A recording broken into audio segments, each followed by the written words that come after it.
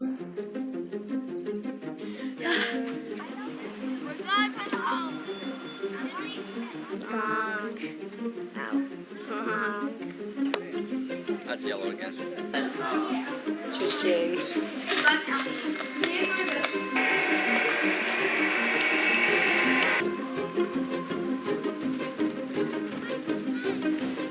take a video.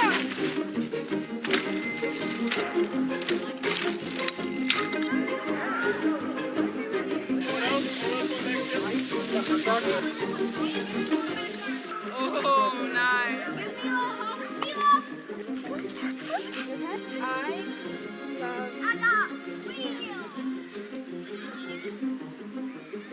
There, that stick goes. If you can see, I'm lighting a fire here and I'm trying to spread it. James, I need your help. After you do his, can you redo mine? Because my friend that messed it up. Yeah, well, you can always just ask for a touch-up if you want. Hey, you're running off without chocolate. You guys need chocolate. Over there. No, It always have the First stuff? They're made with animal crust. Golden, right?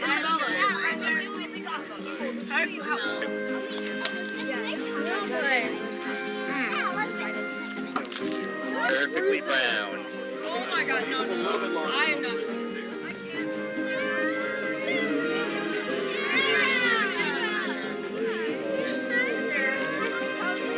This is my guy.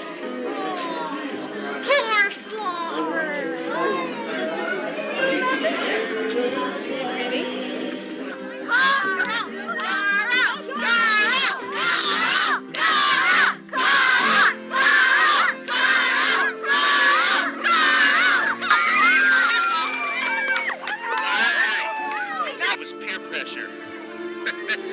He never really liked me anyway. Oh, do anything you please. And if you tell my heart, my achy breaky heart, he might blow up and kill this man. 1, 2, 3. See there? That went pretty good. 1, 2, 3. Whoa. So that's what we call 300 release. She's recording us.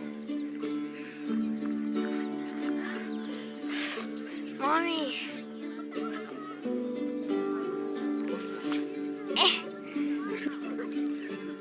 For the girl counselors, you're my favorite. Okay, good. Yeah, I consider you more than a counselor. All right, come on, girls! Come on! 1, 2. 1, Sorry. 2. All right, guys, have fun. If your headphones were on, it would hurt your ears. She'd be the one that knows. Is this a motion picture or just... Oh, all right. I just want to see this looking on. Well, I watch your kids. Hey guys, we Hi. love all the kids. They're great. They test us, but it's all good.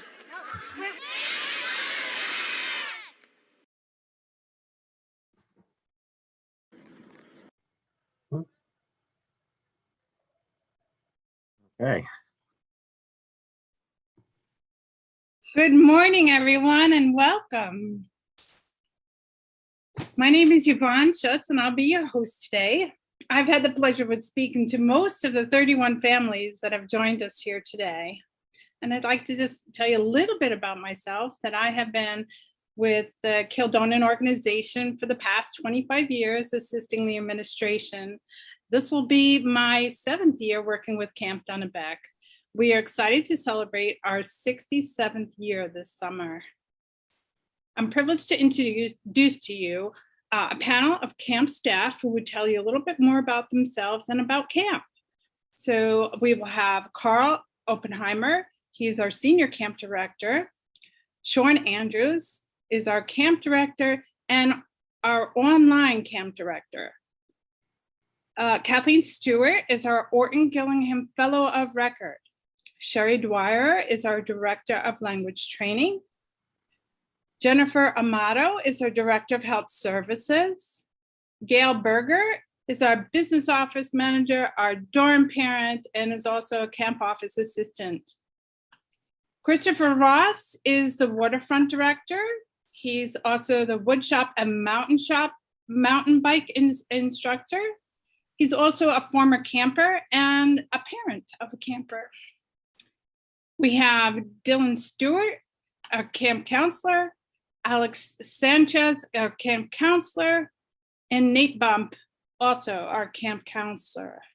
First, let's hear from our senior camp director, Carl Oppenheimer. Take it away, Carl. Thank you, Yvonne. Welcome, everyone. I'm Carl Oppenheimer. I'm the senior director of Camp Dunnabeck. I've been involved with Kildonan and Dunnabeck for over 30 years, and I'm excited to be gearing up for our 67th season of fun and learning.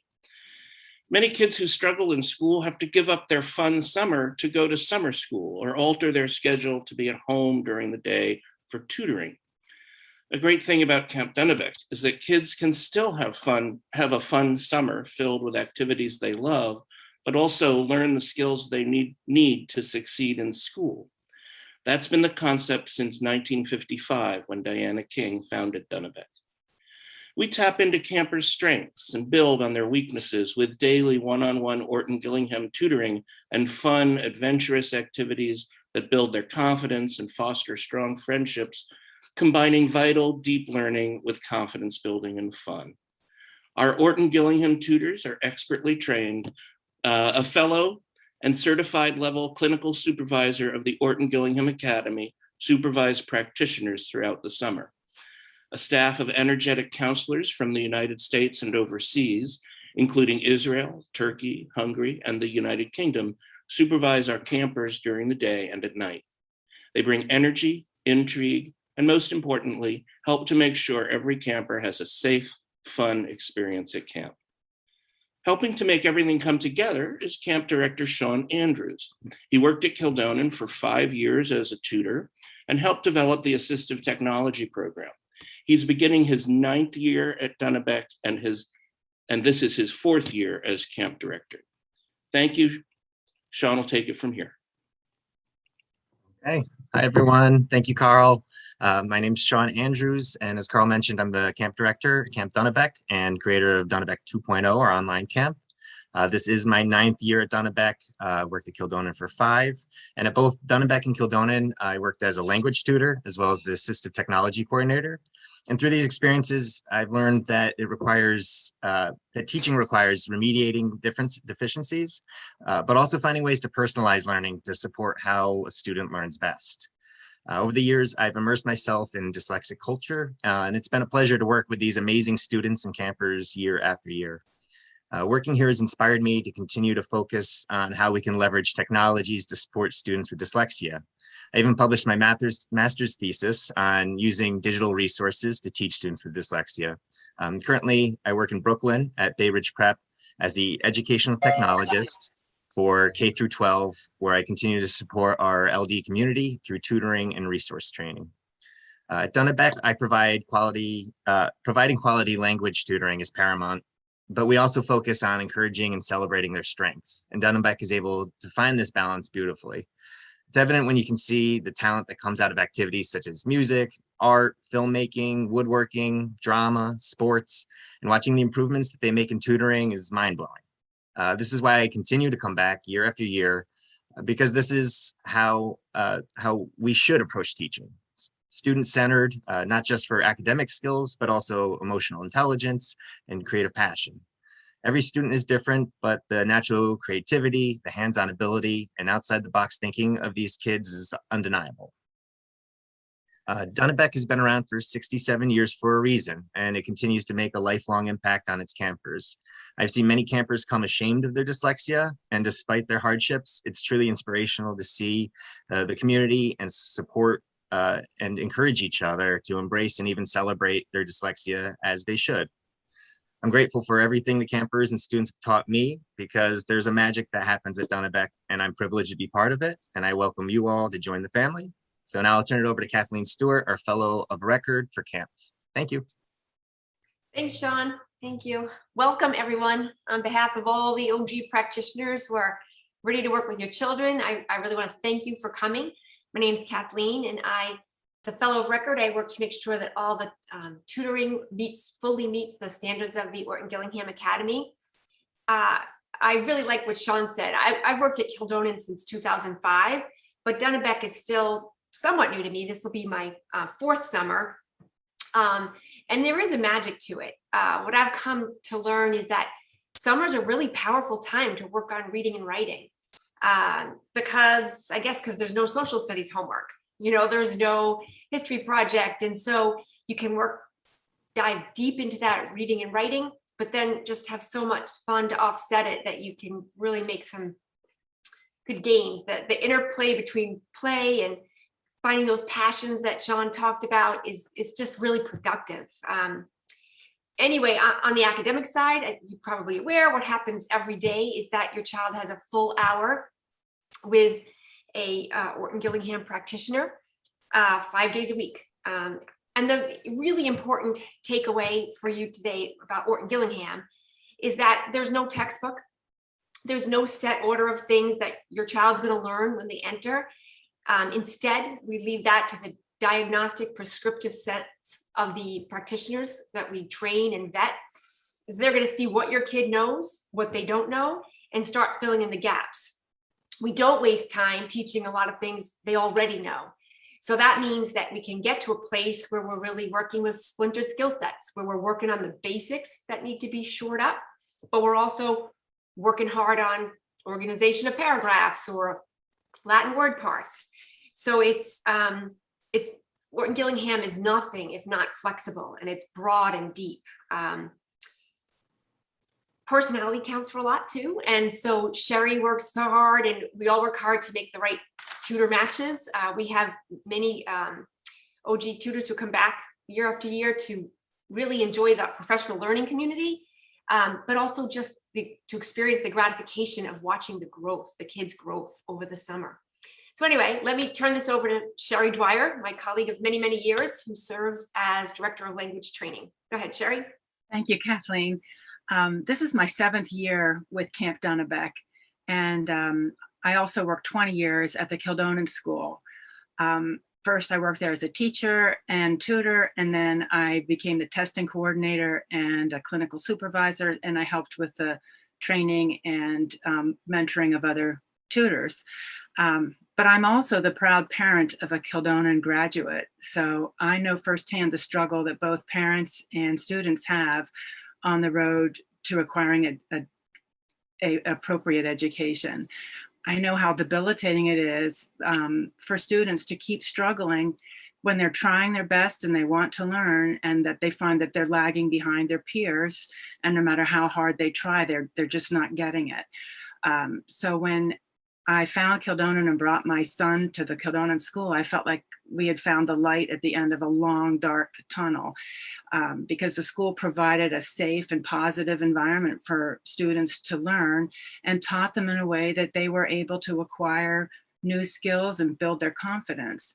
So, and Dunnabeck is the same thing, but what amazed me is that because it's in the summertime, and as Kathleen was saying, it's a concentrated academic deep dive into their language skills, free from the distractions, as she said, of social studies and the other things that go along with the school year.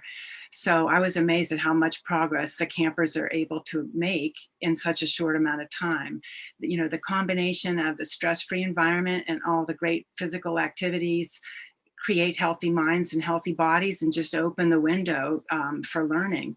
The students in that tutoring, that one-to-one setting, is the key to alleviating the stress, because they're free from the distraction of their peers. They're free from that debilitating fear of failure, because their relationship with their tutor, you know, the tutor is there to help them discover ways to learn and to get through these roadblocks. At the very beginning of camp, we administer a whole battery of standardized tests to help to help pinpoint exactly where that student is in their education. And then we do criterion reference testing to really fine tune where that child's skills are.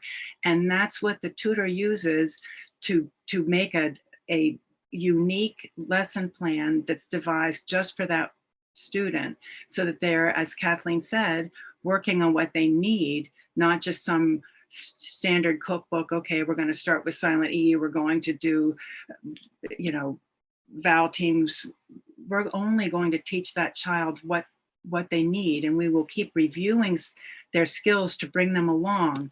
But it's the key to the success is that it's diagnostic and prescriptive. And it's so healthy for the student to see that they can actually be successful, and they're learning on things, they're studying things that are relevant.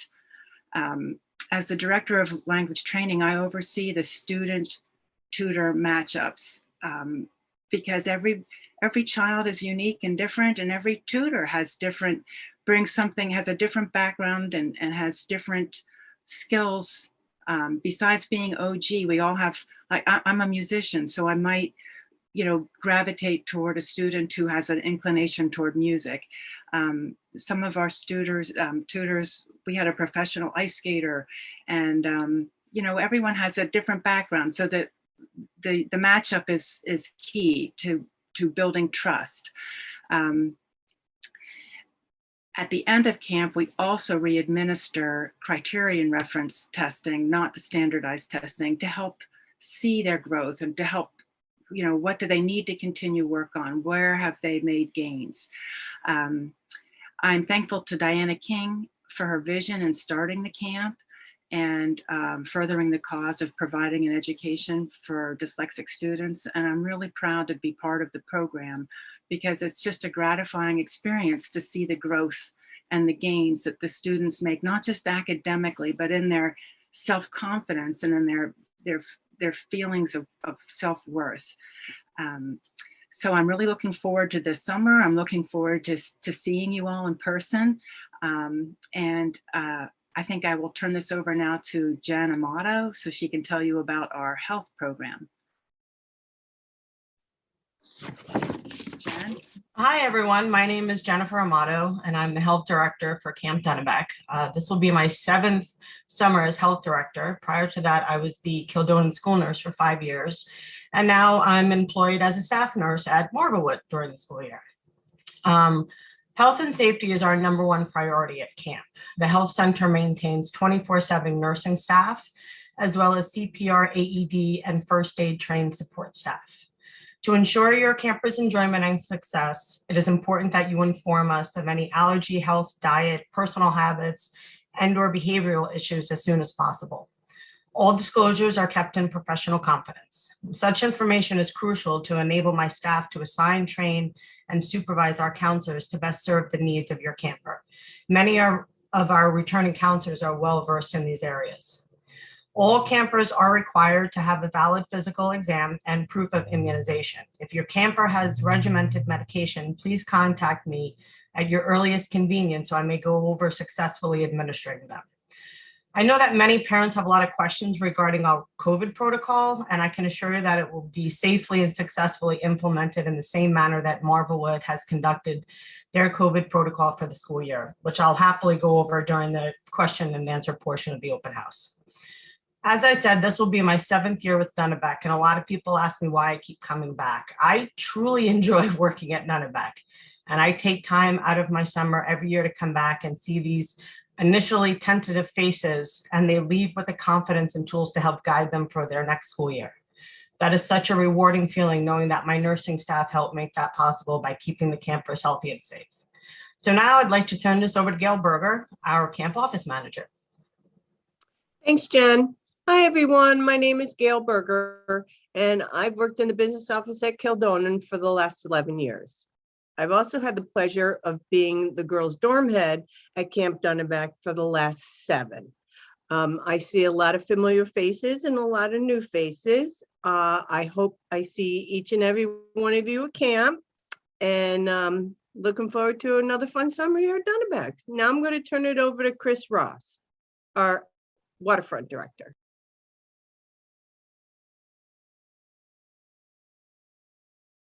Chris, you're muted.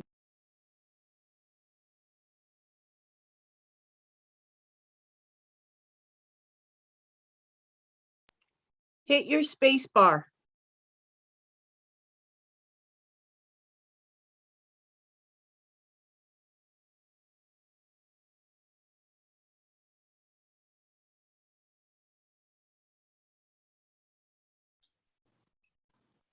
Why don't we go ahead and jump to Dylan and then we'll come back to Chris. Sure. I'm Dylan. I was one of the counselors last summer. I also helped run the sports activities through the day. One example of like a weekend activity that we did was whitewater rafting up in Cornwall, Connecticut. I had a lot of fun with that. One, there was certainly like a little bit of friendly competition between campers to see who could paddle down the river fastest, but they showed a lot of great teamwork as well. And a lot of fun activities, like including some hiking. I really liked Legos in the dorm. And we went on a rollerblading trip once, which I really enjoyed. An example of some just like a routine in the dorm that I was particularly fond of was like reading to campers before bed. It was a good way to like calm them down before going to sleep. And it was also a pleasure to see their enthusiasm for learning as well. So yeah, I'll turn it over to Alex now. All right, my name is Alex Sanchez. I was one of the other boys counselors last summer and this upcoming summer. I also helped out in a couple activities, but mainly I ran the drama program. You know, we made our own show. It's pretty fun. But no, a lot of the things that I love about Dunnabeck are just how much fun we get to have with giving these kids such a personalized experience. It really makes, you know, being a part of the camp fantastic. It helps the kids with, you know, their lives, and it helps us, you know, feel good about ours at the same time. So it's a nice little thing that we get to do. So I'll turn this over to Nate. And actually, why don't we jump back to Chris, because I see Chris has got his mute off, and then we'll head right to Nate after Chris. Good morning, everyone. Can you hear me now? Great. Sorry, my computer froze. So I'm Christopher Ross, and yes, I'm in charge of the mountain biking, the wood shop, the waterfront activities, and I was a camper in the 80s at Dunnabeck, and actually my whole family is a dyslexic family, so we have a lot of my family has gone to Kildonan or gone to Dunnabeck. I have two children, and they both went. And so, if any of the parents have questions about, you know, I have firsthand experience of being a parent with dyslexic kids. But I'm really looking. You know, this is the Kent location and the Marblewood location. We did it for the first summer last summer, and it was great. It's a great location. We have a state park next, really close, that we can mountain bike from the school to the state park. There's other preserves and that we're able to mountain bike on, and I'm really looking forward to this summer again expanding. I made a wood shop last summer at the Marblewood School, and I'm really looking forward to expanding that facility. I have my two assistants here, as you can see. These dogs hopefully will be able to be with us this summer, but I'm really looking forward to. It's so great to see all the campers from last summer, and I'm looking forward to meeting these new campers. So be a good summer. Thank you, and I'm gonna. I guess the next one would be Nate. Nate. Well, I'll introduce Nate. Nate was a counselor last summer with me, and look forward to hearing from you, Nate. Well, hi guys, I'm Nate, and as Chris said, I was a counselor at Camp Dunnabeck last year. On top of that, I've also been a camper at Camp Dunnabeck, and I'm a former Kildonan grad. At camp, I helped run the music programs and worked in dorm life.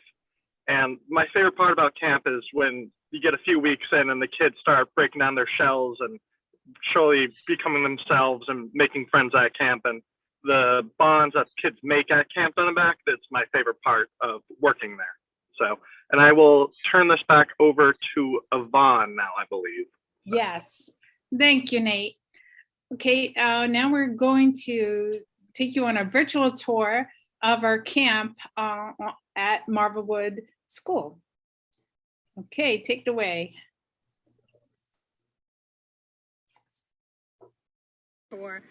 Here on the beautiful campus of the Marvelwood School. My name is Yvonne Schutz. I'm going to take you there. Come on.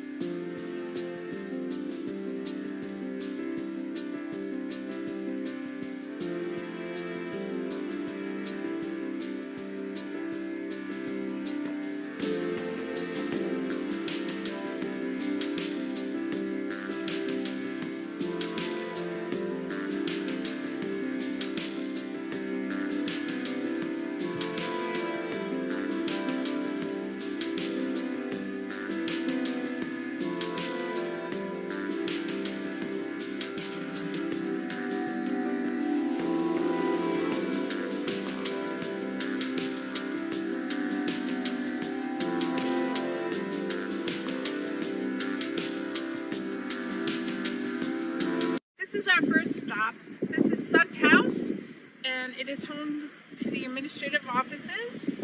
Right this way is the entrance to the camp office. Right this way.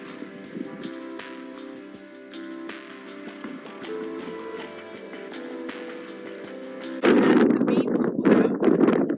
This will be your drop-off location for your campers. If you're a day camper, let's go down and check it out. Here we are at the patio at the schoolhouse. Kids will come down here to have their attendance taken before they begin their day. This is the front entrance into the schoolhouse. There's a east and a west side to the schoolhouse.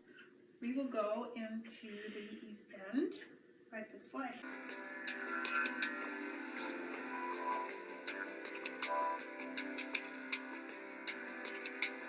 Going into the library, which Camp Dunnabeck will use as their multi-purpose room.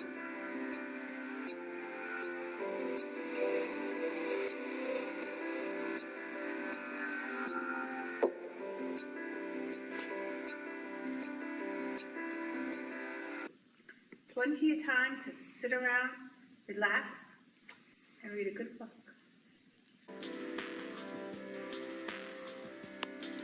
Beyond the stage here, in the multi-purpose room, it's a beautiful vista and a lovely seating and picnic area. This room will go down this corridor to some classrooms and the tutoring wing.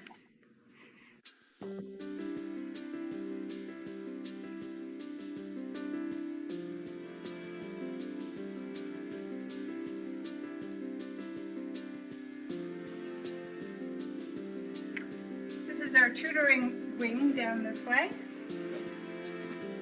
Nice place to sit and wait for your tutor. Or here, or here. Here's one of the tutoring hallways into multiple tutoring rooms.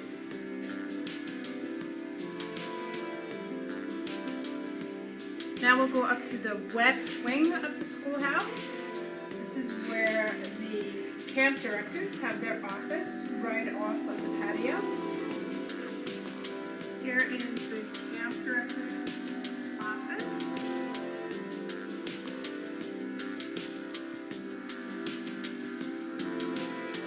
The director's office overlooks the schoolhouse patio. I'm here with one of my friends in our science and nature lab. Let's go to the athletic center.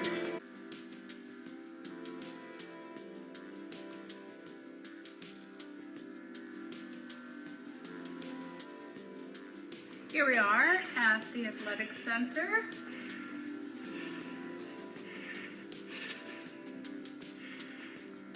Let's go into the gym.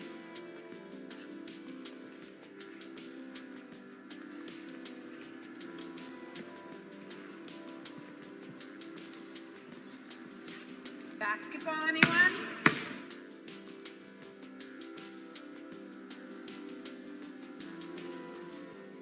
Welcome to Lake Dorm. Right this way.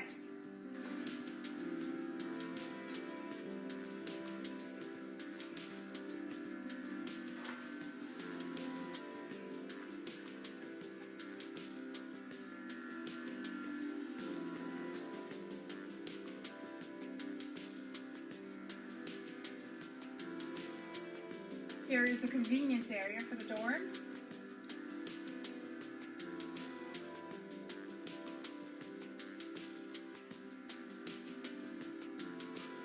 Here we are in the dining hall.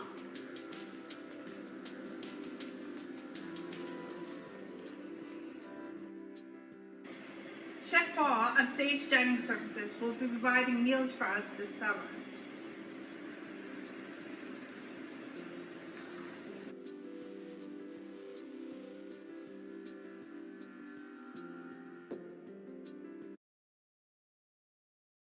Okay.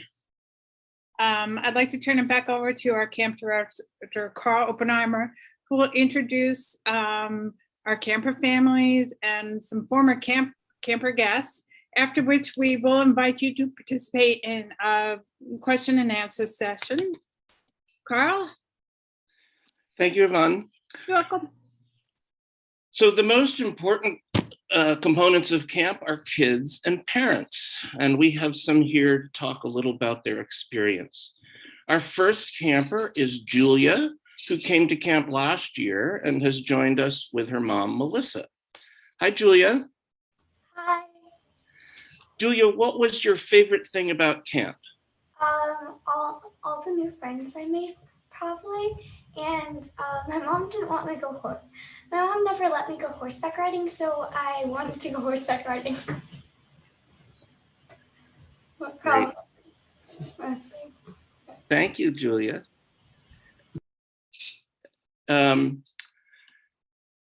Melissa, can you tell us your perspective of camp as a parent? Oh, yes. My perspective was I sent my daughter away for 6 weeks and I got back a new child. We were struggling to find something for Julia that would help her progress academically, especially after a year of COVID where learning and resources in her school were, challenged. So we knew that it was going to be a big year for her, and we wanted to make sure that we were doing everything that we could to give her the wind in her sails. And I think you guys put together a great, intro of everything that Camp Dunnabeck offers. And it's funny because I didn't listen to this last year before I signed Julie up. So it's great to hear it. But some of the things that you guys talked about, sound like little blurbs in different categories, but from like a parent's perspective, you see the data behind the academics and the tutoring, and that's very quantifiable. And you can see it in her school, and her teachers can tell the difference. And then you see everything else that happens. And to me, I dropped off a child for a period, and she was very, calm, quiet, collected. And when I picked her up, she was confident and exuding such like personality that she actually brought it with her to school in September. And the teachers said to me, this is like, the teachers, not because obviously teachers change over, but her resource room teachers and her tutors in school, they're like, she's a different kid. She's advocating for herself. She's I think it's being in a community. I'm sorry, I don't want to go on because there's a lot that I have to say, but I think it's being in a community of kids that are also very much like her, and demystifying the word dyslexia to her, and in an environment where she feels like it's actually an attribute, not a detriment. And I could see her using that to advocate for herself this year, as well as, being fine talking about it in school. And I think those are some really intangibles that you don't think about when you're signing your kid up for camp. So that to me, from a parent's perspective, is like, mind blowing that we get not just the academics, the confidence for her to have the best time of her life, and, for her to think of you guys as her family and not me. So I don't take offense to it, but I'm appreciative of it. Thank you so much, Melissa. Eleanor has attended camp for the last 3 years, including our year of virtual camp. She's here with her mother, Elizabeth. Hi, Eleanor. Hello. Can you tell us about your favorite camp experiences? Probably woodworking or horseback riding. Excellent. Mm-hmm. Everything was great. Thank you, Eleanor. Elizabeth, what has it been like for you as a parent to have Eleanor at camp? It's been a really good experience for me as a parent. For like academically, it's the summer. Eleanor has anxiety about performing and writing and reading. In the summer, it's a really good place for her to practice skills with low pressure. And there is no grade, there is nothing writing on it. It's just, hey, we're gonna get in here and we're gonna write some paragraphs or we're gonna do some stuff. And so that's been very good at reducing her anxiety later when she goes back to school, because she's had a lot of practice building her skills, getting comfortable with it, and being confident to go back, for the rest of the school year when she goes back in the fall. And then I think, personally for her, being at Camp Dunnabeck with her community of people, that's her favorite part, is just being with her, fellow dyslexics and being able to be proud of who she is. And yeah, she's not in the minority, she's in the majority, and, it's a great way to see her strengths and everyone's strengths and just feel good about being dyslexic, and then also carrying that back to school. And yeah, being able to advocate and say, I know this is what I need to be successful. And I'm not, shy about speaking up and saying, I know myself well enough that I know I need this, this, and this. And, that's been also very good. Just she feels she's with her people, and she doesn't get that during the school year, but that's her, I want to go be with my people, for the summer. Thank you so much, Elizabeth. Mm-hmm. Dylan also came to camp last year and is here with his mother, Sanaya. Hi, Dylan. Say hello. Hello. Can't see. Hello. What was your favorite part of camp, Dylan? Well, my favorite part of camp was making friends, and my favorite activity was sports, mountain biking, and that's it. And tutoring. Ooh, okay.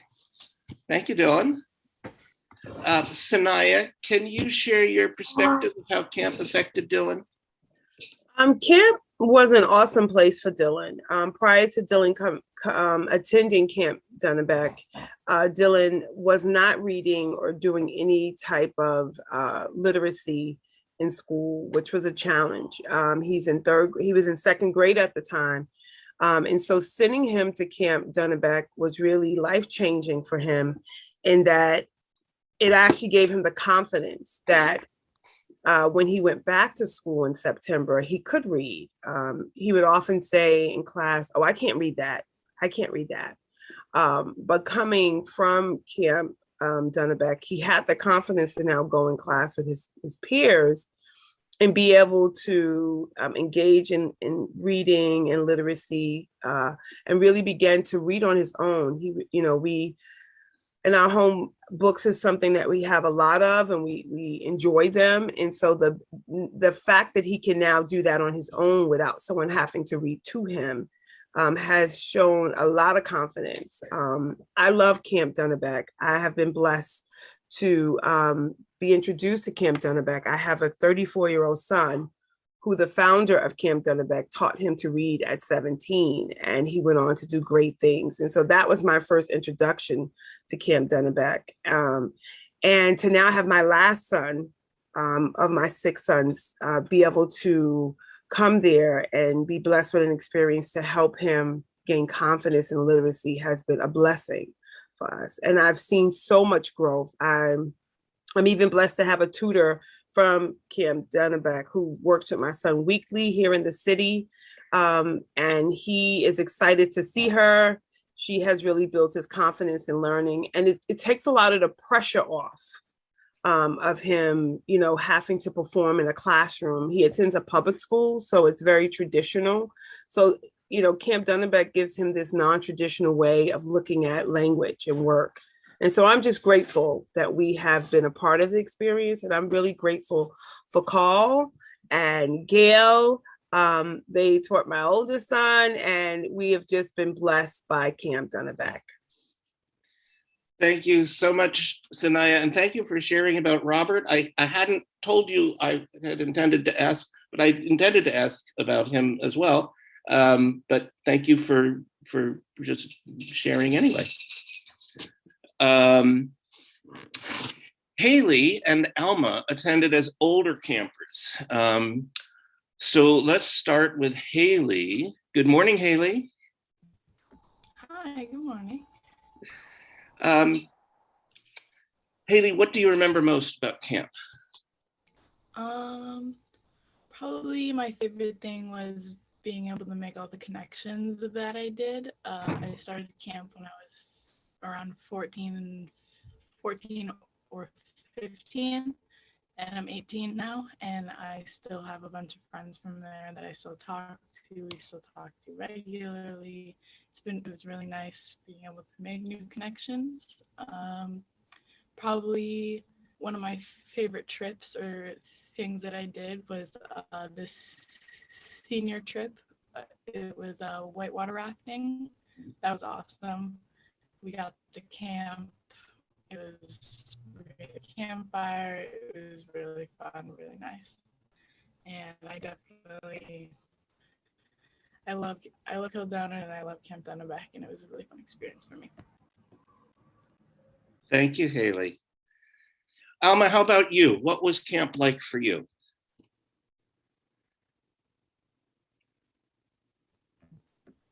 Alma unfortunately couldn't make it. She's doing college work right now, but I know, speaking on her behalf, because we met at camp when we were very, very young, she had a great experience. She had a good time. We did almost everything together, and we're still friends to this day. So thanks so much. So what I'm hearing is a lot of lifelong learning and even some lifelong friendships. So thank you everyone who shared all that. And so now we're going to open the room up for questions. Yvonne. Okay, so you can either raise your hand on the screen, or there's in the right-hand corner, there's a spot for you to raise your hand. And I see Milana.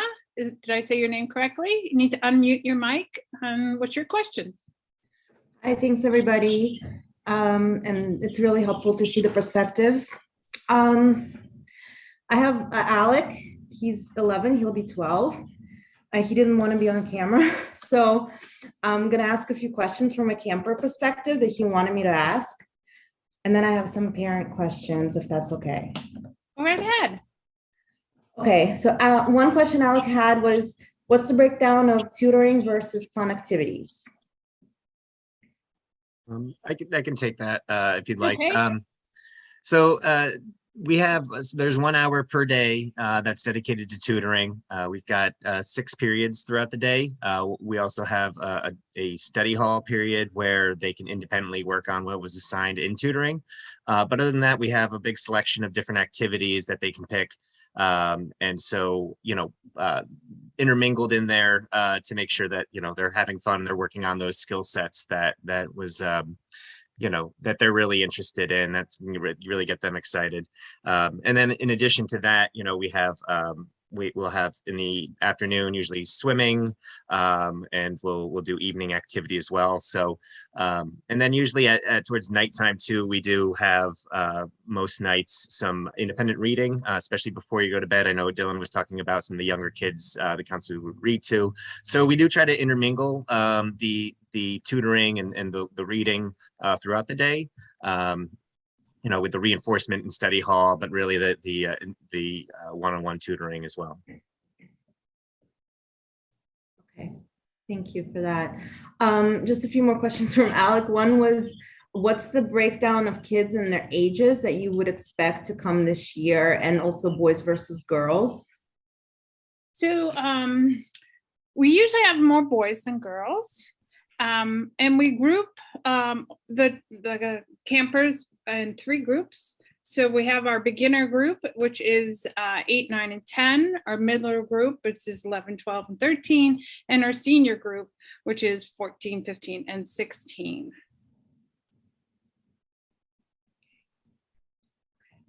And how many kids do you expect this summer overall? So last summer I'm sorry, I didn't, forgot that last part. So last summer we had 42 campers, and we may have somewhere around there, but maybe up to 60. It really just depends on the year. We're a small camp and we like to keep it that way. So it's, we probably will not go over 60, or we might not even reach 60. So it's a small camp. Thank you. All right, and just one more question, but this one is for me, from a parent perspective. So how, in addition to just the standardized testing that you mentioned at the beginning, how do you prepare for the entry of campers so that you can hit the ground running? Do you reach out to their current OG or Wilson Method tutors and OT or any other professionals that they're working with to learn where they are?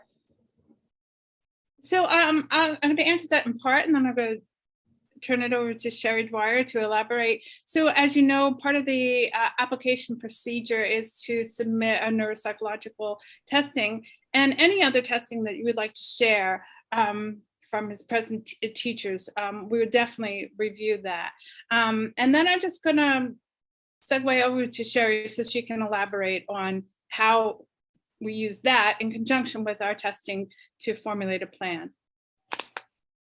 The tutors start camp a good week before the campers come, and they are reviewing those psych evals and those test scores. And then our own standardized testing occurs the very first day of camp. So they put that all together, and yes, they most certainly will go over whatever reports that you have provided and shared with us. And that is part of the preparation before they even see the camper, is to go over all of those testing and reports. And that is part of being an OG practitioner. And that's what makes our program unique, is that's what we don't follow a textbook. We follow what that student needs by looking carefully at the testing and the reports.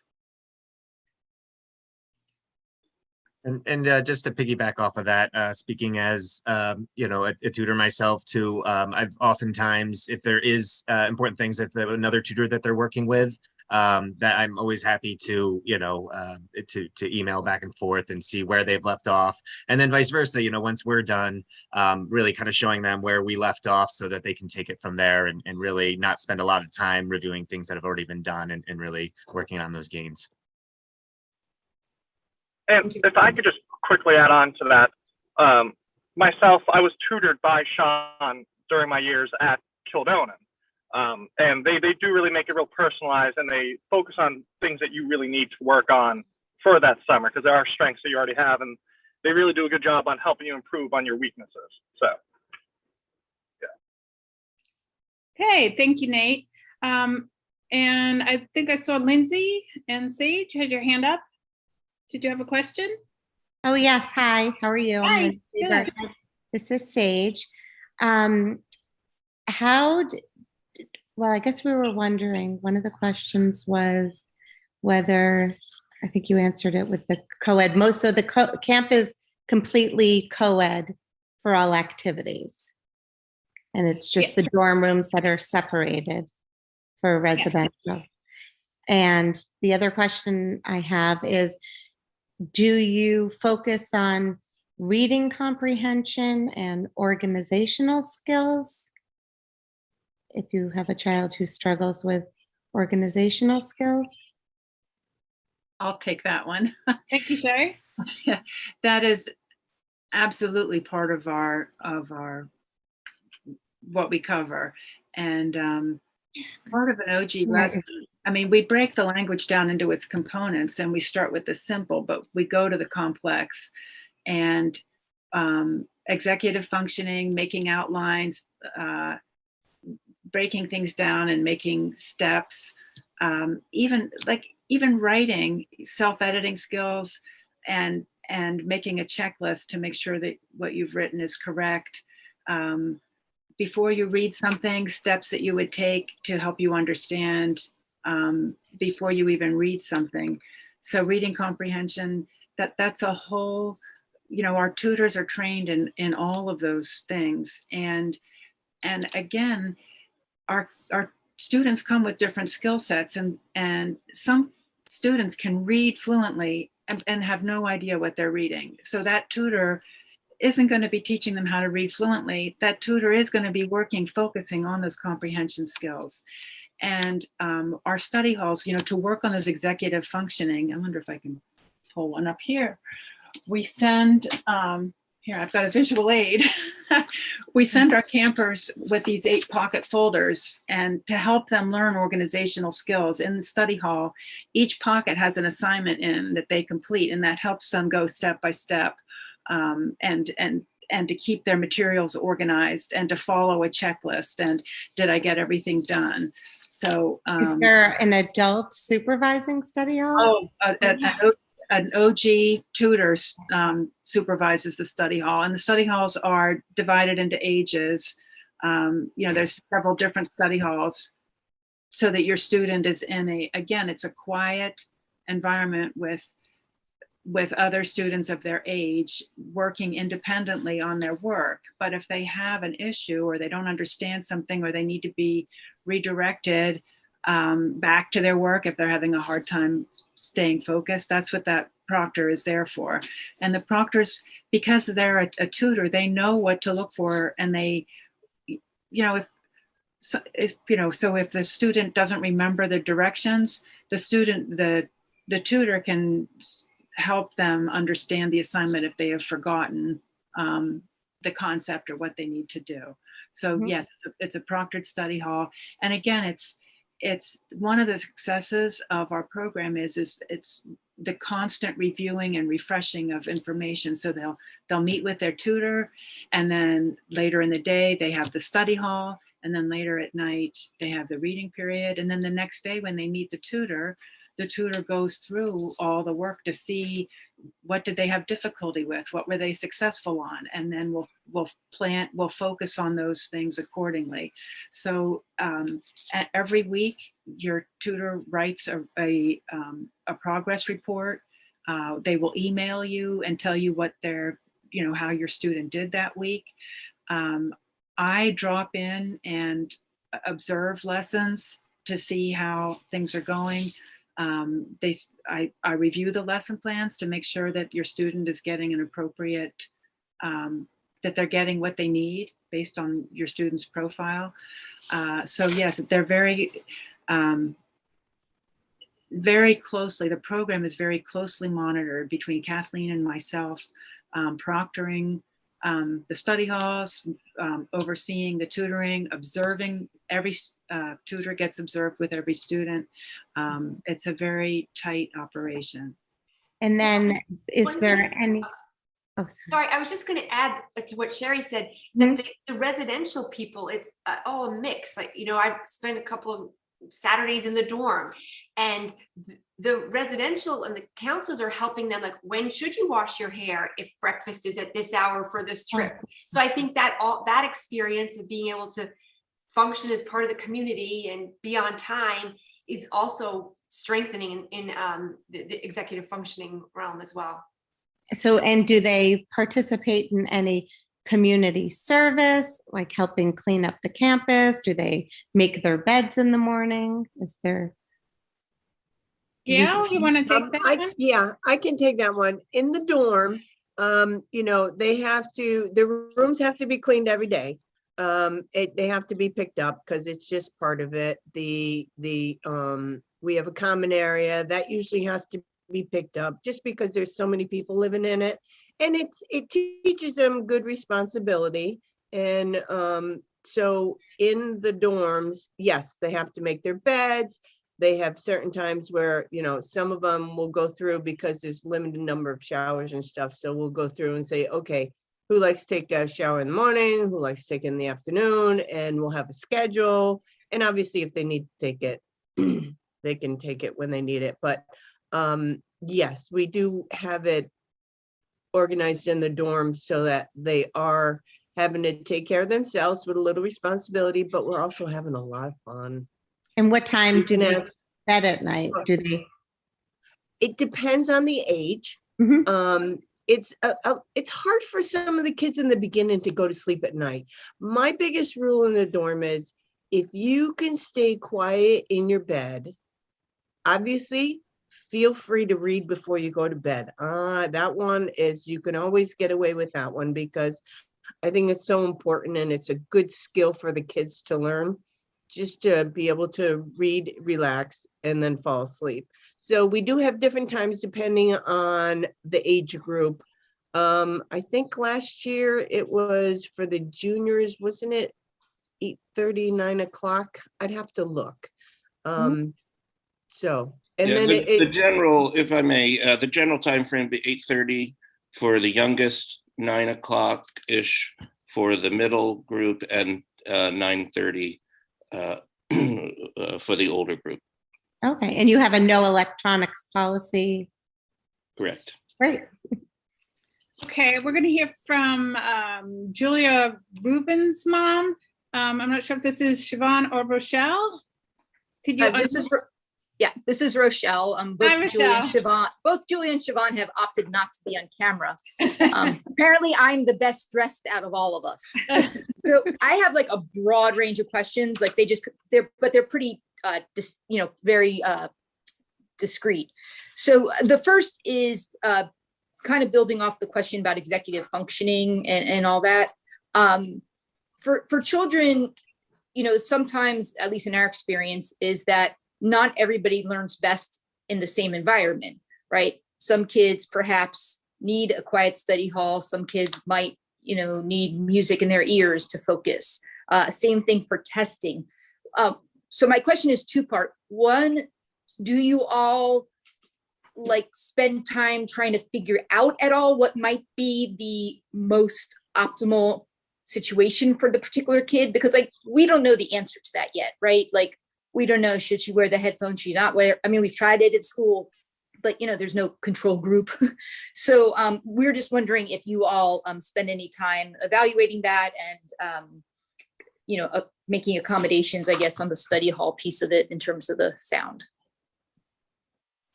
I'll take that. Yeah. Thank you, Sherry. We do have a variety of different kinds of rooms that we use, and for someone who needs the quiet space, they will be in a room with just only a few other, 2 or 3 other students, separated. And we have in the past had students who have headphones on, but again, we are technology. We don't have they're not allowed to have their cell phones in there because that ends Right. up being a distraction. And it's a quiet campus. It's up in the, it's in the woods. So there's not a lot of background noise, distraction kind of things. That the quiet hall, the study hall rooms it's a big schoolhouse. And you saw the long corridors. So they are in a place that's free from distraction, but we do accommodate students' needs, and we are sensitive. Our students are all individuals, and the idea is for them to be successful, and we try to make the environment as free from distractions, noises outside the window, other activities. But there's also, some kids learn better by verbalizing, and they need to be able to say what they're doing. And so we would not want to have that child sitting next to someone who needs to have it quiet. So we are all, very much aware of those kinds of needs. Thank you. Just to break in with, I'm sorry, go ahead. No, there was another thing about the executive functioning that I just find so wonderful about Dunnabeck. Every student has a backpack that they carry their water bottle and their gear, because they go to all these different activities and they need they keep their riding gear in one place, and they have their schedule, which is pretty complicated. Okay, now I'm going mountain biking, and now I need to be hydrated. And so by the end of the camp, they are masters at keeping track of things. And if they have, the counselors are there, oh, Dylan, you forgot your backpack, and it's all, they learn by doing, and they do a lot. That's awesome. Basic question, the Lake House dorm, the child who won't appear on camera, she's just wondering, is that for boys or girls? Well, it changes from year to year. Traditionally, we've only got 1 year on this campus. But so if we go by our 1 year history, Lake was a boys' dorm last year. Summit was a girls' dorm last year. That may stay the same. I think we're going to be using more buildings this year as well. So what it may come down to is different buildings have different capacity levels. And so if I need to put more people in one building that had been, a different gender, then, I may have to make a change there. But I will say, it's likely that at Summit at least will remain a girls' dorm. It just seems set up more conducive to girls. But that's not written in stone. Okay, that was, in terms of the 42 to 60 campers, is that day and resident? And if it's both day and resident, about how many resident campers are there during a summer? The majority are resident. For instance, last year of our 42, about, Yvonne will correct me if I'm wrong here, but about 10 or so were day students. And I would say the ratio would be similar, just if I were to predict. So maybe if we have 60, maybe 15 to 20 would be day students, the rest would board. I see the trend towards more residential this year, and that might be due to COVID, but there's more boarding campers applying than day presently. In terms of reading and like reading during like study hall or when everyone does reading, does the camp offer books like sort of the Just Right books? Do campers bring their own books? Like how does that generally work? And both. The answer is both. We provide all different kinds of, from beginning readers to high interest young adult novels. We have our own collection of books, but a lot of campers bring books from home, especially to read in the dorm at night. And a lot of, students are already invested in a particular series.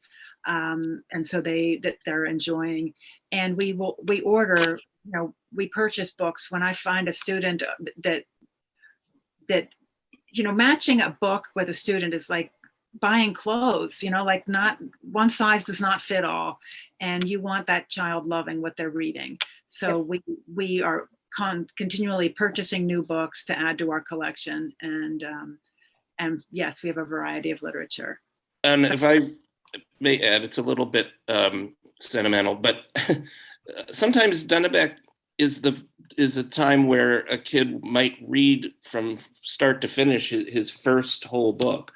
I know for me as a student at Kildonan, that was the case. I had never completed a whole book until I went to Kildonan. So as a student or a camper, that's an incredibly sort of valuable experience. I still remember that moment now, and I think a lot of our campers and students can still point to the when they first read that book and what book it was. So I just want to it puts some emphasis on how important it is to choose the right book. Elizabeth? I think we Elizabeth, two more very quick questions. Pretty much like a yes, no. Do the kids leave with like a plan, whether it's scores or some kind of written plan to provide to their schools when they return that can assist with knowing where the kids are? Do they leave Dunnabeck with that? I'll take that one. Okay. Yeah. Yes, you have two reports. You have all kinds of reports from all the residential life and activities. You have a language training report, which tells exactly what skills were covered. And it's very specific, what Latin roots, what spelling patterns, what handwriting skills, if they did keyboarding, paragraph writing, it's all in that report. And you also have a testing report, which has the standardized testing, which tells you grade levels and percentiles. And you have the criterion reference testing, which tells you how they improved on whatever skills they were focused on, whether it's, their oral reading fluency. There's every week your tutor assesses their oral reading fluency, their decoding abilities, their phonemic awareness. You get a complete report that documents all of that. So most important question, during drop-off, do we get to see the dorm?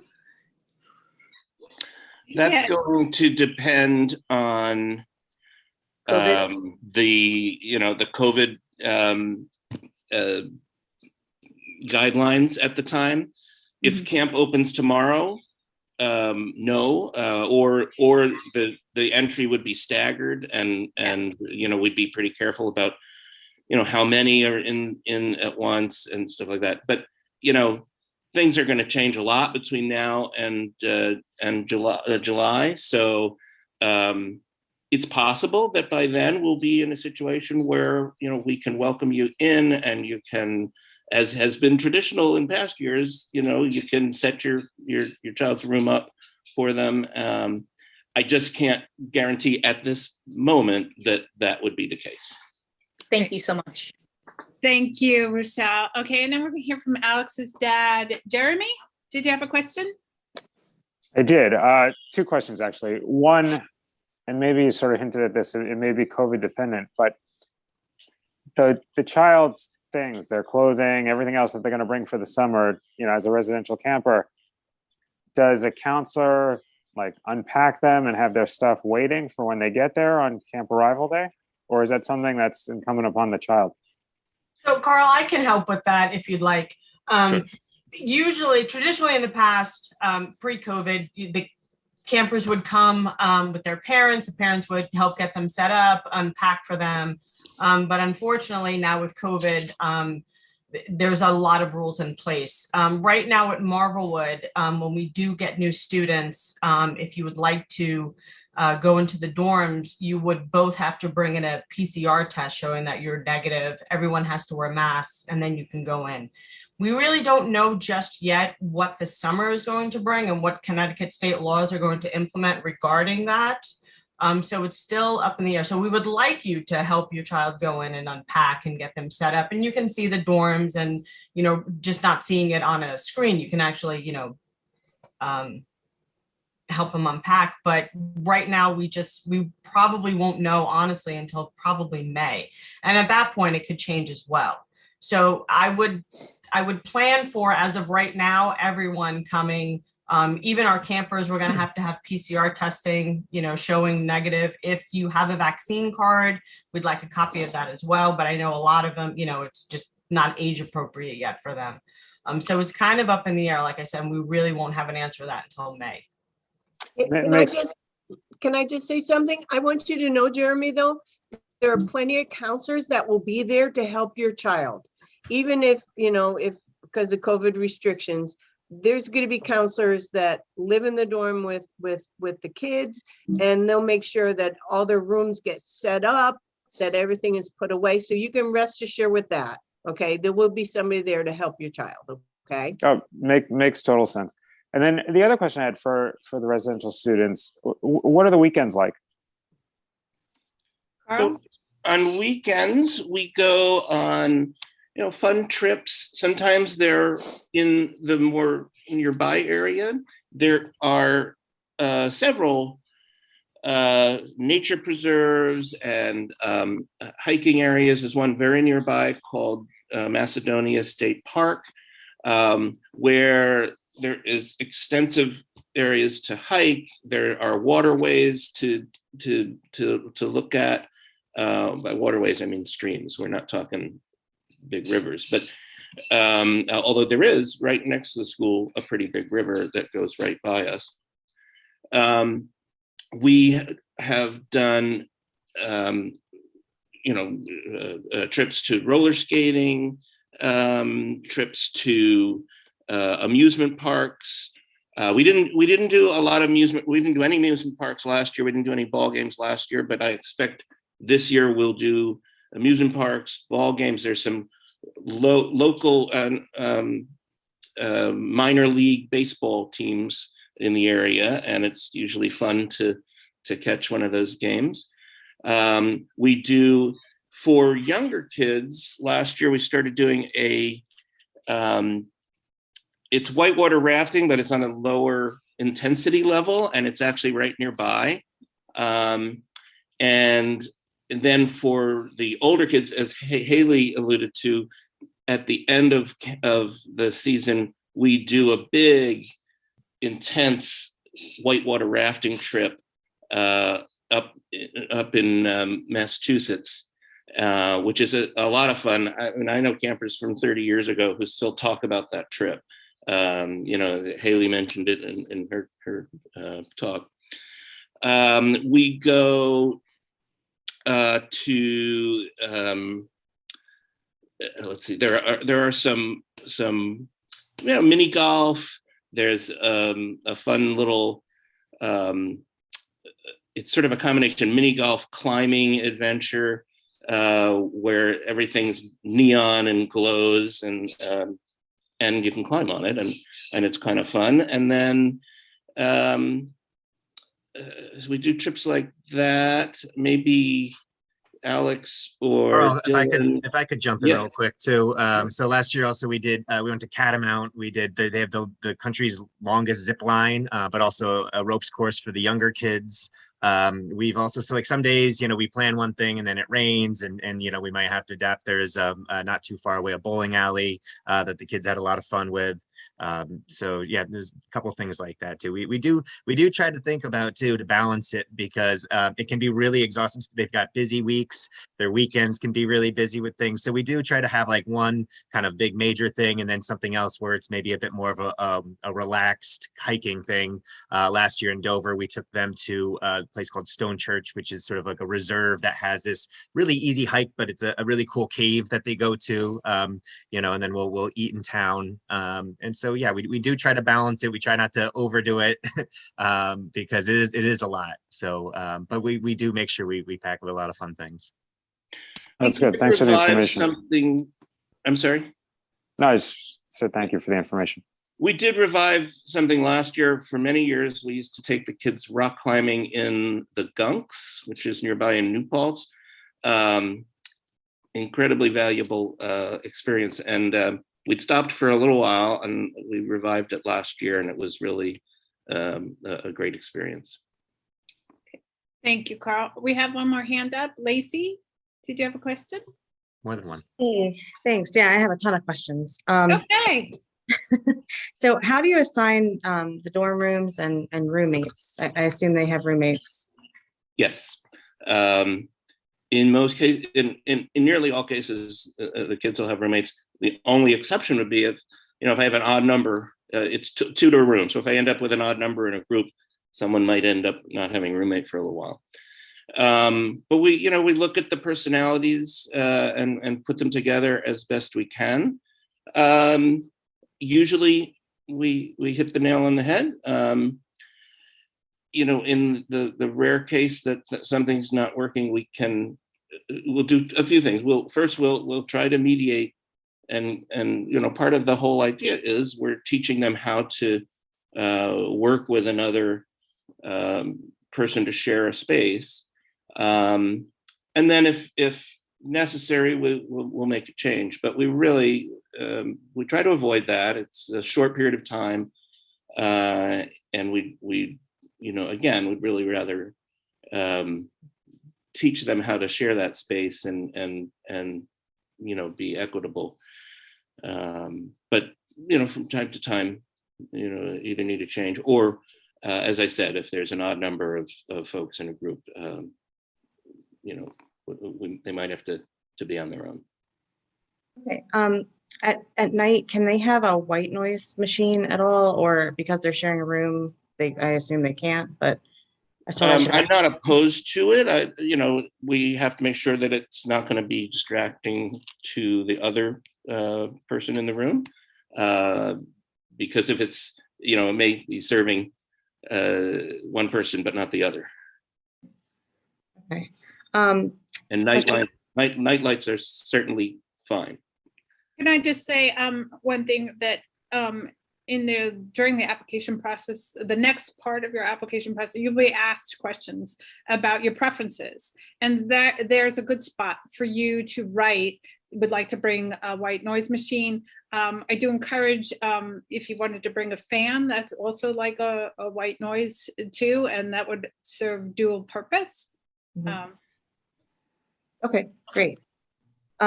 What about melatonin gummies? Is that something that could be administered, or like the dorm mom would do, or the kid could just do? I don't know how that fits in with medication. Thank you, Jen. Yeah, so all medications do go through the health office. I do ask though that you don't send gummies, only because they melt in the summertime, because we can't dispense it from the bottle itself. We have to put it in an envelope. And a lot of times, by the time I hand it off to the dorm parent, it's sticking in the package, and then they're just not really getting the adequate dose. I know they make chewable ones. I've had those sent in, and those don't seem to disintegrate or anything, but gummies are they just get so sticky and nasty. But if there is any kind of medication, you'll see it in the health packet. All medications, even if it's over the counter, it has to get signed off by a doctor so that we can administer it to them. And you'll see it in the health packet portion. Okay, all right, great. And that goes for vitamins, anything, aspirin, yeah. Tylenol, anything. The only thing that students are allowed to carry on themselves is an inhaler, but that still has to be signed off by a doctor. Absolutely. Okay. Can you still see me? My computer froze. Yeah. Okay. No, we can see you and hear you. Okay, great. My daughter wants to know, can they have gum? As long as it doesn't end up on the bottom of my shoe. Okay, yes. She's very responsible. She uses it to concentrate. From a health perspective, what other conditions are you familiar with? Anxiety, ADD, sensory processing disorder, auditory processing disorder. Have you had sort of that gamut there before? Yes. Yes. All of it, yes. All right. But what you should know is we don't have on site like a psychological counselor to work with students in that way, but we are familiar with those issues. Some of them are, part of the whole profile that goes along with our kids. How often can the kids call home? Once a week. So first of all, the first week, we will not have them call home because it tends to exacerbate homesickness. And this is a phenomenon that's talked about by child psychologists all over, who talk about camp experiences. So we won't have them call the first week, but starting the second week, they'll have a night designated for them to call. And it usually will take place somewhere between 7 and 8 o'clock at night. You give or take a little bit on each end of that, but that's generally the time frame. Okay. Can you connect a student with a tutor who can continue throughout the school year if that's something the family is interested in? It is possible. We do have, as we learned already, Dylan, who may or may not still be on here, is receiving tutoring from his tutor from the summer. I could speak to that, Carl. If we know in the beginning, that's the most helpful that you want to do that, because then we can, through Kildonan Teacher Training Institute, we can hook you up with a tutor who potentially has availability to continue for remote. It was very fortunate that we were able to do that in person. But you never know, the stars may align, but it's great that it's in your head right at the beginning. You can give us the heads up and Sherry and I can put our heads together when we're making the tutor match. Okay, yeah, great. Yeah, I didn't know if that was sort of like a one-time phenomenon that just sort of happened, or if that's something you could facilitate. Do you provide like a packing list at all? And I'm thinking about sort of like the horseback riding and stuff like that. We have riding gear and boots. Should she bring that stuff? Absolutely, we provide a packing list, and you can follow it accordingly. We like our participants that are joining horseback riding to use their own helmet, and it must be NTISA certified. You'll get all the information on the packing list. Okay, great. What about just my final question, I promise. Spending money. Okay, at camp, everything is inclusive. It's all included. Okay, the only thing a boarding camper as a family that you'll have to pay for is laundry service. Every camper does, boarding camper subscribes to the laundry service. So that's the only thing. Everything else, if we go to an amusement park, if we go anywhere, everything's paid for, all the activities.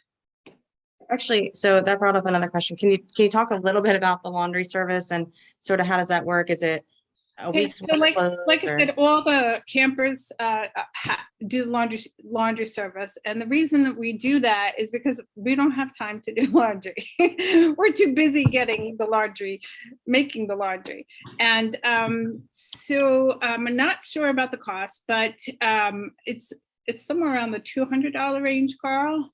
Yeah, a little under 200. Okay, and each of the campers get their own laundry bag, and it has their name in big bold letters on it. The dorm parents make sure that the campers bring their laundry bag to the hallway. When the laundry service picks it up, the campers are usually not there. They come, they pick it up, they return it, clean, folded, and back in the same laundry bag, which is also washed. And if I may skip to another question from Dylan and Jordan's mom, Kimberly. So I'll try to be quick. One, I saw in the schedule something's very different. As you know, we've done another camp in the past, and the schedule has parent visits, I think a couple of times. Yeah. Did you do that last year during COVID? Do you think that that would happen this year?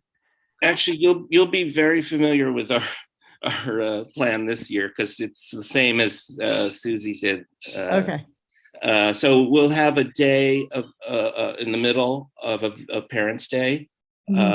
You'll come in, you can spend the day. We'll have some programming. You'll also have some time to spend with your child, but it won't be like a whole weekend. No, but something. She actually hasn't done that during COVID, but and so, but it is something that is very different and appealing for us.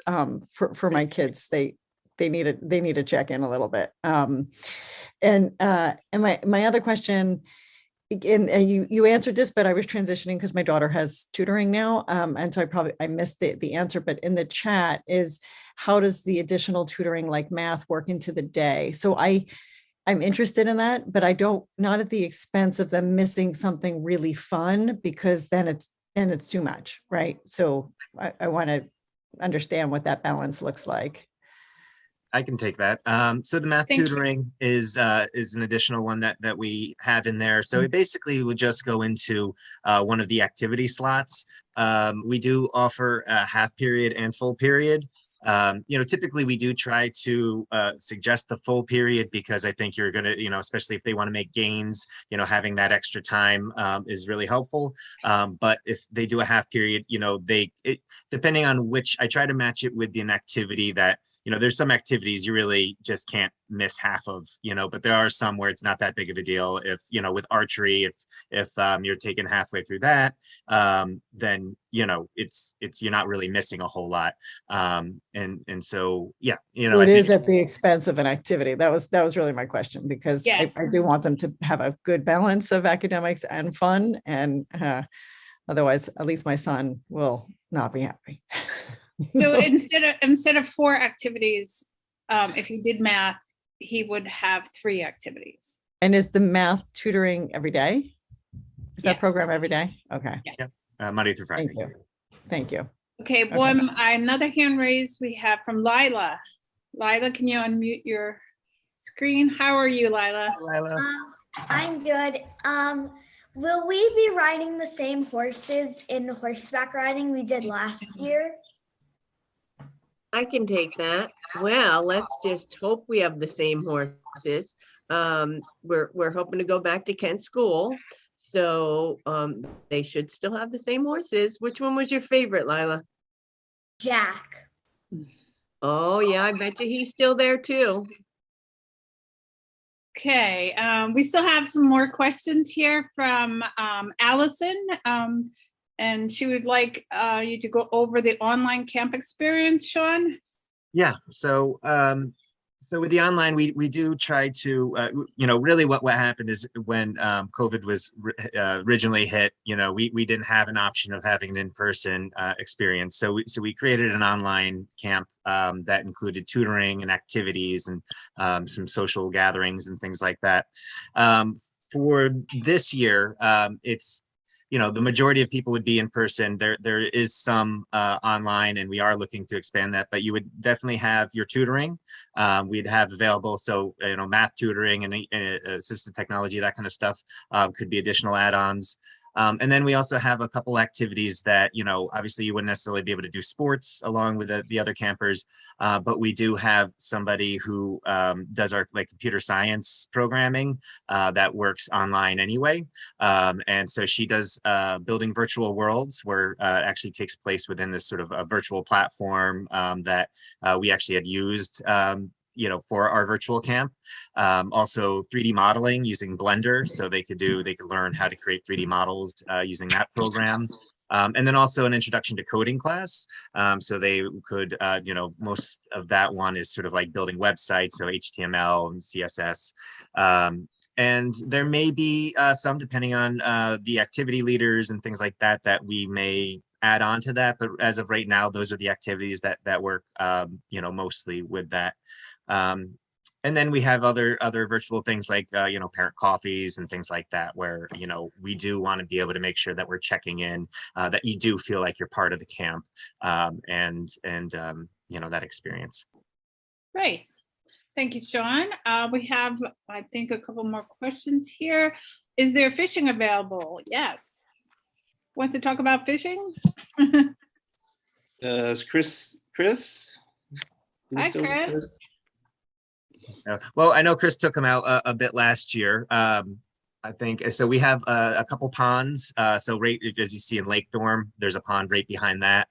There's also just right up the road, there's another pond that's sort of. I'm gonna clean my bathroom, okay? That's sort of behind where we keep our canoes and things like that. Yeah, So we do have Fridays where we have kind of like barbecues by the pond. And so we'll have a little bonfire, we'll have some music, we'll have some yard games, we'll have a couple poles available. And even sometimes, other days too, for an evening activity, if there's a couple kids that are really interested in fishing, we'll have somebody who will take them down to the pond and cast the line out. Okay, and we have another question about wearing masks. Jen? You want to take that one? Are kids required to wear masks? As of right now, yes. I mean, like I said before, it may change. We just don't know yet. But as of right now, everyone is required to wear a mask indoors. So what about in their dorm rooms, Jen? If they are in their dorm rooms with their roommate, they don't need a mask. Okay. Outside of that, But if they're in the common room with all the other campers, yes. If they're in their classrooms, obviously not when they're eating lunch or breakfast or dinner, they don't have to. But any indoor time, they must be masked. And we do have in our cafeteria an outdoor seating area too. So, we do generally encourage, over the summer, it's, beautiful days out, try to get outside as much as possible as well. And, we're outside a lot for different activities anyway. So, we try to limit how much time they have to be doing that by just going outside. And there's also, each period, they will have to walk, from one building or one activity to the next. So they're only wearing it for a limited amount of time, like with their tutor, they'd be wearing it, or if they're, inside, say doing ceramics or something. But if they're outside, they don't necessarily have to if they're walking around campus. Okay, thank you. Getting back to online, what is the daily required time for students to be online? So I can take that again. So really with the online, it's built a bit differently where it's, the tutoring's the core and then you can add on activities, as opposed to being in person where, we've got all these other activities that sort of come with it. So the minimum required time is that you have that 1 hour of tutoring. And so that hour block is going to align with the same periods that we have in person. So you would have that 1 hour. And then if any additional activity that you add on that's going to be another hour of activity or tutoring. Okay, and another question from Tiffany. At what age do you find the campers get the best experience, younger or older? I don't know, Gail, how old are you? She's still enjoying. You know what? I enjoy camp just as much as the kids do. So, it's all ages because they all get this, they all get the same experience. They all have friends their own age. They're all dyslexic. So there's that camaraderie that they're all getting together. When we're in the dorm at night, we're all sitting around, whether it's the middlers, the juniors, and the seniors. We may have a movie night where we're all sitting around, but we're all sitting there playing games and we're all interacting with each other. So it really is for all ages, including myself. And I'd like to add on something too, is I think what's a really important part of our culture here is it's something that I think that we've gotten a lot from. We used to work with a program called Eye to Eye, which is a mentor program where we would have students from Kildonan go to other schools and work with students with dyslexia who are younger and do art projects and things like that. And so I think that the idea of mentorship is extremely important. And so, part of our culture is really initially really setting that standard of that, the older kids, you're mentors to these younger kids. They look up to you, and everything you do really makes a big difference in what they see and how they act. And so, I think that bond, that when you've got those older kids looking out for the younger kids, it's really something special where they're really, you see some of the juniors and the seniors just like hanging out and playing together. And, they do have to hang out with their own age group as well. But that intermingling and the fact that they're looking out for each other and that we are really one big family is something that's really great that we do as well. Okay. And here's a question about technology, iPhones, iPads, video games. Lindsay wants to make sure that this is something that kids do not sneak in. And I can tell you that according to our rules, given that we don't allow any technology to be held by the camper. We do use technology, but it's not to be held by the camper. If they were allowed to have iPhones or iPads, they wouldn't be present in any of their activities. They'd be on their device. So we're really strict about it. And it's an offense that will get a call to home saying that we found it. Right, Carl? That's correct. And we will take it and either send it home or hold it until the end. So it's really, we're not trying to spoil any fun, but we're creating more fun because it gets them, out involved in the program and connecting with other kids. Okay, and Julia, Lila would really like to say hello to you. Hi, Lila. There you go. Okay. Here's another question from Tiffany. Do the campers need to attend all 6 weeks, or is there an option to attend for a shorter period of time? So the answer to the question is 6 weeks. And one of the biggest reasons. Okay, thank you. Yeah, it's a shorter than that. It's just not a meaningful intervention time in terms of making real growth in the reading and writing skills. So we need those 6 weeks to deliver the growth that you're hoping for, in conjunction with all the fun. So that's why I know it's a chunk of time and it's a challenge with planning, with family planning. So we do hear that request, but we do stick with our 6 weeks because that's what we need to do our job. Okay, Kimberly, I see your hand is up. Did you have another question? I have one more. So I have twins, so hopefully we'll be attending. Their birthday is July 20th. Can you share how you recognize birthdays? We love birthdays, right, Gail? We make a big deal about birthdays. We can arrange, and there's a number of things we can do, but what we always do is on the day, sometimes even a couple times a day, the whole camp sings to the birthday person. We do have a tradition of having folks stand up on a chair while we sing to them. It's a lot of fun. We've had folks order cupcakes or some special dessert.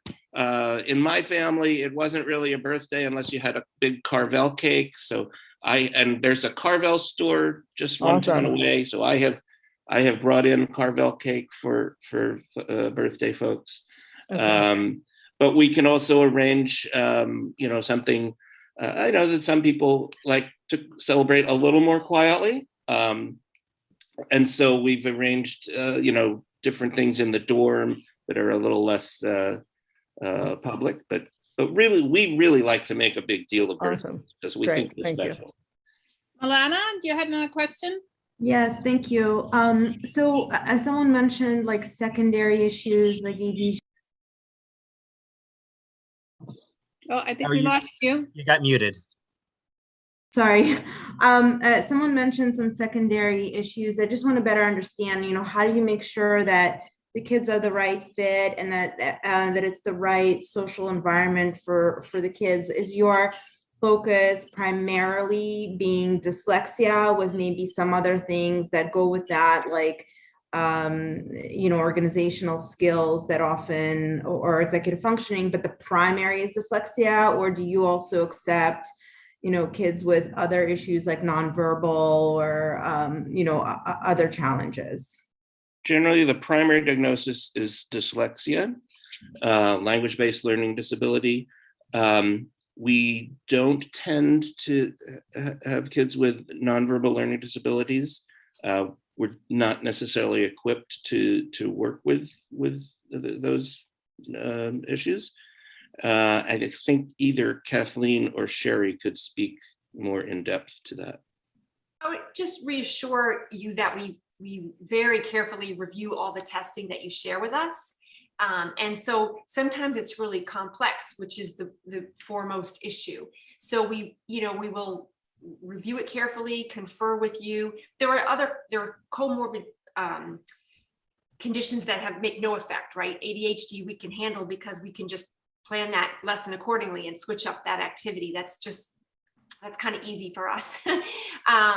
But in terms of the other issues, we would review it very carefully and make a determination with you. Carl and I review it. So it really depends. Sometimes the child and the paper the report aren't exactly matched. So we don't just read the paper and say, oh no, we cannot help this child. And we're living in a time too where COVID has really, it's done a number on everybody. So, there's a lot of learning that needs to be recouped. So that's something that this camp can help with in this moment as well. So, but to Carl's That's a very politically correct answer, but I think what we're really getting at, like Alex's primary issue is dyslexia and dysgraphia, and he's extremely verbal and he's working on his own issues like everybody is. But like I guess my question is, would he socially, given that it's a small camp, are you choosing the campers to be primarily in that kind of group, or is there going to be like half of the kids have other primary issues like autism or other issues? I just want to better understand how you select your campers. Yeah, no, I mean, and Carl it's a camp for dyslexics. So that's the identity, and that's part of why it works, which many of my colleagues have attested to, that, you're kind of finding your people. So yeah, no, it's okay. Thank you.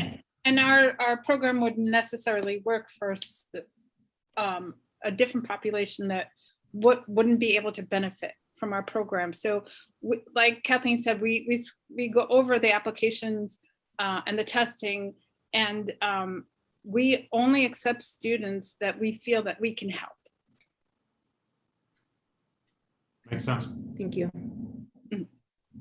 Okay, I think I have one more question from Melissa here. What would the online tutoring schedule look like? Would the hour of tutoring be in the morning? Yep, so I could take that. So the online, there is some flexibility there. We can't necessarily guarantee. So just like someone tutoring at the camp, we'll try to work in, but depending on the tutor schedule, they may only have certain periods open. But I think if that is something where you're really trying to get it done in the morning, let me know ahead of time, and I'll do the best I can. I can't, like I said, I can't necessarily guarantee it, but generally speaking, we usually make the schedule work pretty well and try to make everyone as happy as possible. But yeah, there's some flexibility. Like I said, the tutoring tends to match the same schedule as the in-camp. So, if there is a time slot, or at least a couple time slots would be even better, that you're looking for, then we can usually make it work. Okay. Thank you, Sean. Do we have any more questions?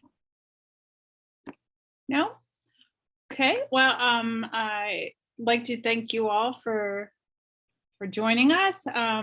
Also like to thank our camper families and our Dunnabeck staff for giving us such keen insight into our camp program. I'd like to thank the Marvelwood School for giving us our new home And we look forward to celebrating our 67th year at Camp Dunnabeck with your camper. Until then, stay safe, stay healthy, and we'll see you at camp. Thank you. Thanks, Thank everyone. you. Thank you. Thanks for coming. Hi, my name is Tristan Misha. I've been here for 3 years now. The camp's not only a camp for reading and writing, it also has a lot of other cool things like sports activities, music, mountain biking, horseback riding, and in that I've learned how to get better at playing the guitar and playing the piano and bass.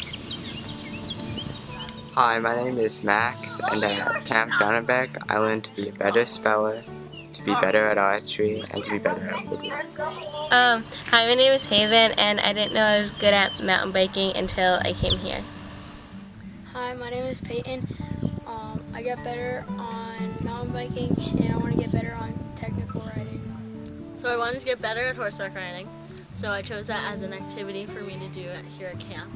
And I cantered for the first time, which is like faster than walking and trotting, and it was really fun. Hi, my name is Declan, and I learned how to write cursive. Hi, my name is Jade, and at Camp Dunnabeck, I've learned to be more confident in asking for help when I need it. I wanted to come to camp because I wanted to learn how to read more fluently and read, become a better overall reader. And all my tutors in the past years, they helped me with that by teaching me how to do script and decode sentences and pick apart sentences and paragraphs.